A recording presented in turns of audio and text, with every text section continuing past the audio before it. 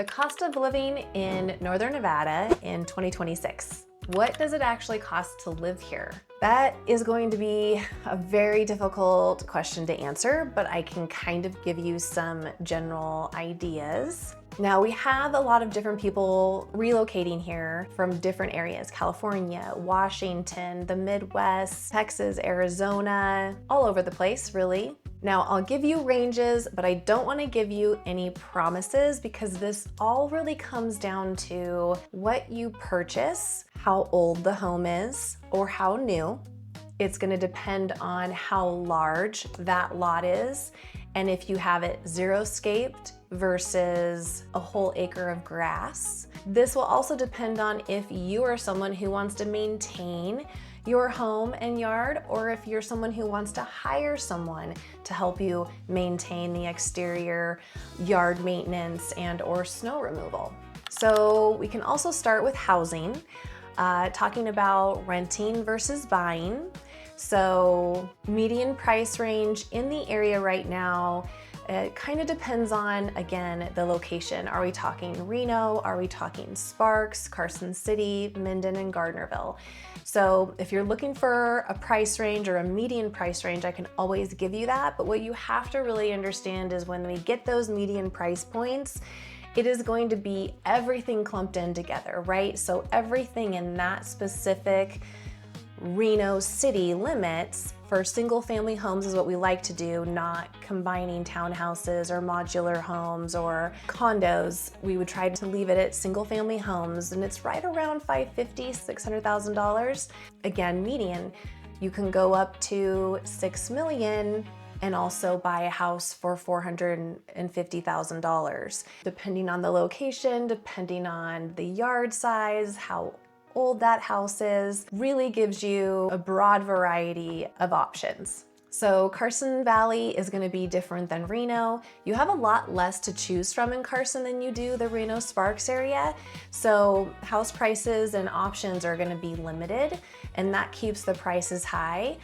We still are having a really low inventory all across the region, so our prices are staying relatively higher. And then we can also talk about a little bit about resale properties if you're looking for something more established. Maybe you want something that's been renovated, but not necessarily brand new, because it's harder to find those established neighborhoods when you're dealing with brand new construction, right? This is gonna vary all across the board, really depending on location. So for instance, 2 new construction communities are here in Reno right now, one on the east side of Reno and one on the west side of Reno. So you'll have houses over on the west side of town in South Reno, which is kind of hard to explain, but these new homes are over 1.3 million, while the other ones on the east side of kind of South Reno also are mid-range, anywhere from just over 600,000 to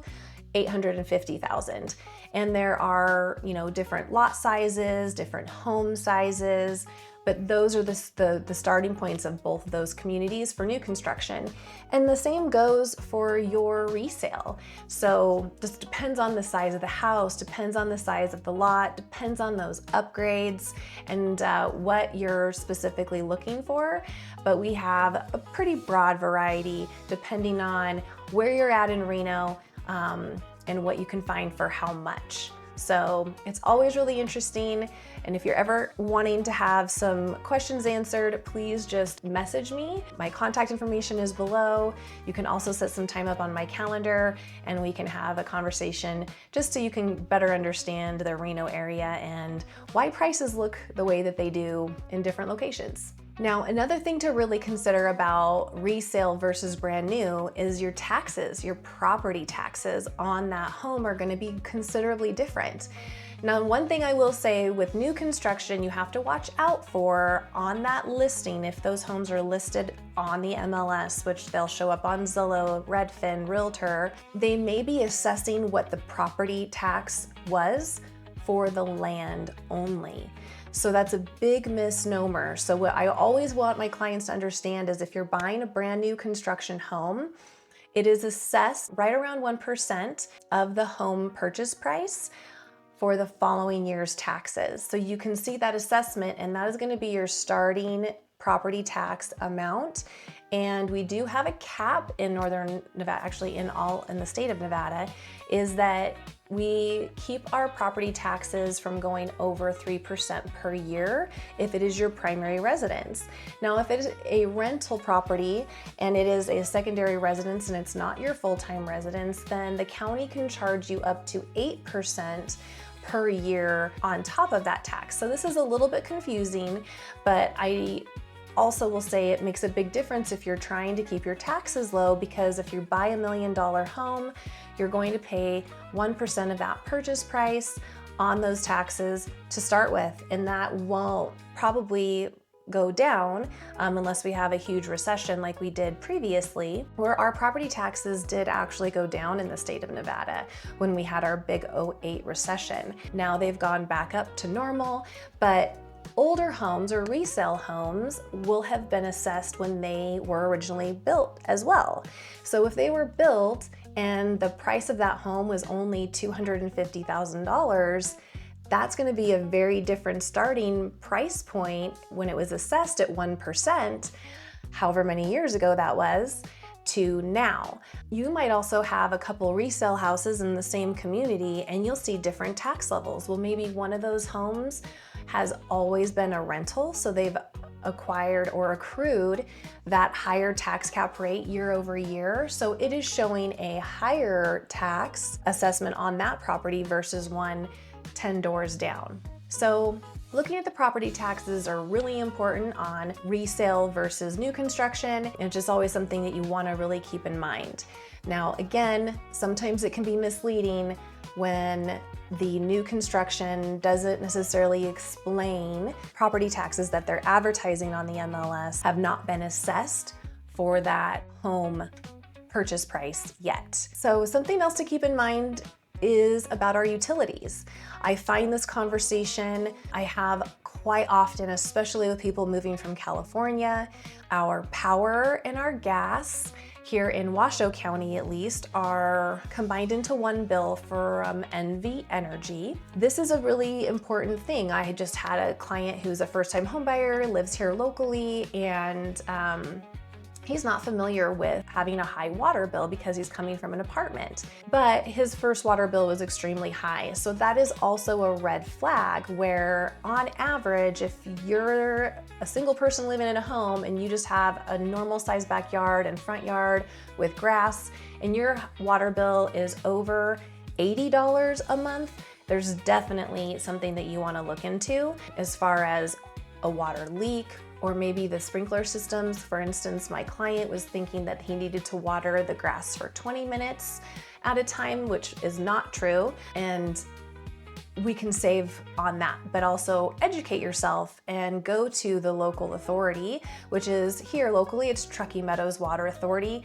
and they have ample amounts of information to help guide you on how much to water, how often to water, what to look for, and how to get help. If you ever think that you have a water leak, or if there is a very high water bill or your water meters running, always call them. They're more than willing to come out and check things out at no cost to you, I believe. They've done that for me before in the past. And then entertainment, it kind of depends on what you want. If you're a cable person or if you're just gonna be doing streaming services, totally up to you. There's not a whole lot of areas that don't get good service. There are others that have that fiber optic line in place, but it's always, again, gonna be something that you're gonna have to look out for and find out for yourself. So if we wanna also talk about transportation, we do have a bus system here, but it is a very wide area. So it's not like we're in San Francisco or New York, where it's a really popular mainstream mode of transportation. So that's something to note. Gas prices here will kind of align with California, and I do feel like our gas prices are fairly high versus the East Coast or the Midwest. And I always try and warn people about that. So honestly, commute times really kind of vary depending on, again, where you're living and where you're commuting to. and what time of day you're commuting. But there's always gonna be some really hardline traffic areas. I would say one of the problem children is going to be Wingfield Springs and Sparks. There are no real freeways or highways to get you out there. On a couple of different roads, surface roads, Vista, Sparks Boulevard, or Pyramid Highway is what it's called. They have constantly are having a little bit of construction, and commute times in those areas can get bogged down during those peak rush hour times.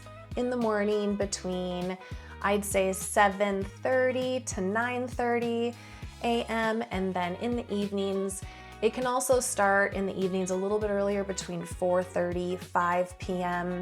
all the way up to probably 6:30 sometimes, just depending on the day and what's happening, if there's any construction or not. Now, the good thing is that we are improving a lot of the roads heading out to the northwest and north of town in Lemon Valley. Those areas are getting a big freeway improvement. So hopefully in a year, that will be all cleared up and the commute times that impact people today won't be impacting them later on. And I also foresee this actually helping the home values in some of those areas improve in the next couple of years, because that construction will be done and some of those pain points will have been eliminated. So I will say that I think that car registration or your vehicle registration kind of catches people off guard sometimes and can seem a little bit high. So if you have a $40,000 car, this is just a guesstimate. Please take your calculators online and do it yourself. But from what I'm seeing online is that for a $40,000 vehicle, estimate your first year vehicle registration being over $750 for that first year. Now, I do know that this really changes in other counties. Some of them are lower, like $621,000 for some other counties. So your vehicle registration is something that can also be a surprise to some people who are moving here. So Carson County, I should say, is always going to be a little bit cheaper than Washoe County, but it's something to calculate, something to get online and maybe do a quick calculation, your car, manufacturer, year built, what the sticker was, or if you are thinking about getting a new car before you move here, just something to keep in mind and to look into prior to coming. And I don't want to give any hard numbers because it's so volatile and different between individual vehicles. If you're thinking about groceries and dining, I think that we're pretty in line with the rest of the western states. We do quite a bit of traveling to Idaho and Arizona, as well as California. So it's pretty much the same. I feel like everything anymore is very expensive. You're gonna spend $7 for a beer. You're gonna spend 18 to 22 on a burger at a nice restaurant. We have a lot of really great casinos that offer great meal options if you're interested in that. But you're gonna spend more for those homegrown, local restaurants that are catering to a clientele that's looking for something a little bit more special, so then they're gonna pay a little bit more for that. So we do have something fun here, which not a lot of people are used to that maybe are from out of the area, but all you can eat sushi is actually every sushi restaurant almost in the entire area, except for maybe a handful. It's just very common. We've got great sushi. I do say that I've had sushi all over the place, all over the world, and we have good sushi here, which is really surprising, especially when it's all you can eat. Usually it's about $26 for lunch, and then we're thinking about $34 for a dinner, but it's really pretty good deal. And if you're interested in any of those names, we can talk about that on the phone call when we meet. All right, so let's talk a little bit about taxes. No state income tax. We do have property taxes, but I will say that they are completely different than property taxes in California or Texas. We don't experience that whole new evaluation when the home is sold. So we have what's called a tax cap, again, per year, how much the county can raise that property tax from the year that it was originally built and sold. So big difference there. When you are in, my understanding is when you're in California, you have your property taxes and they will reassess those when the property is sold at that new property price around 1%. But that isn't the case here. So something really important to understand. So our local sales tax in Washoe County, which I'll just keep it to Washoe County right now, is a little over 8.6%. So that is something that I want you to know about too. And when you're thinking about moving here, that is on the rise. So that is higher than it has been in the past. So keep that in mind. Now, hidden costs that no one really mentions, air conditioning. One thing that I will say we did several years ago, NV Energy, our local provider here, was offering a new smart thermostat system. They would come in and you would allow them to put their thermostat in place, which means they had control over it. Now, a lot of people really hate this and they think Ma, Pa, Big Brother, don't like it, don't want anyone else controlling my temperature in my home. To be honest, a lot of us are really lazy about this and we don't consider or adjust it if we don't have a smart system to really not use that AC or coolant when we're not at home. And a lot of times we're not home for a majority of the day during the hottest part of the day. So we chose to say, hey, go ahead. We loved some of the features where we could control everything on our phones. We were away, we could control it. We were never really impacted by the utility company taking over our system and adjusting it. Sometimes we'll notice it now that we spend a little bit more time at home. I work from home.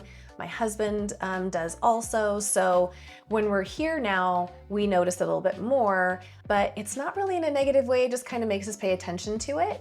But if you're running an AC consistently and you're not really optimizing that system, like if you don't have a split system and you have an upstairs and a downstairs, that's really going to take a lot of energy and it's going to impact your heating and cooling bill, so your energy bill. So keep that in mind. So snow removal is a really big thing too. That might impact you if you buy a house that has a driveway that is a 5-car driveway or 100 feet long, and you're over that 5,500 foot in elevation, you're gonna get feet of snow when those winter storms come. So it might impact you on you having to hire someone to make sure that that snow is removed, and or supplying yourself with a snow plow, and then the gas that it takes to run that and keep that machine serviced and running efficiently. Now, there's not a lot of real wood fireplaces in the area, but there are some that they're grandfathered in because they were built in a year where that was not a restriction